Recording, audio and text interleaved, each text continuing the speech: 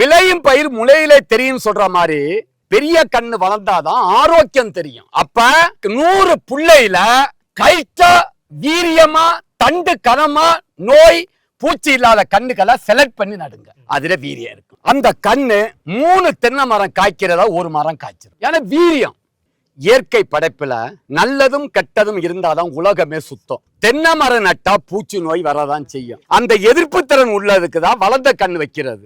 2வது காய்ப்புக்கு வார வரை இனிப்பு திறன் இருக்கிறதுனால 30 நாளைக்கு ஒருக்கா மருந்து ஸ்ப்ரே பண்ணணும். இயற்கை மருந்தோ கெமிக்கல் மருந்தோ வேப்பெண்ணெய் இல்லாட்டி கெமிக்கல். சுமை பூமியில ஆர்கானிக் வடிவத்துல கடல் பாசி இதுல இருந்து தயாரிக்கிற பிரீஸ் விஸ்டம்னு ஒரு மருந்து இருக்கு. அம்சம் 3 15 நாள் 30 நாளைக்கு ஒருக்கா ஸ்ப்ரே பண்ணிட்டு வாங்க. வேப்பெண்ணெயோட ஒரு பூச்சி வராது, எதுவும் வராது. நன்மை செய்யும் பூச்சிகள் இருக்கும். தீது விளைவிக்கிற பூச்சி வெளியில ஓடி. அடுத்து மரம் வைக்கிறதுனால பறவைகள் வந்து உட்காரம் பூச்சிகளை பிடிச்சி சாப்பிட்டுரும்.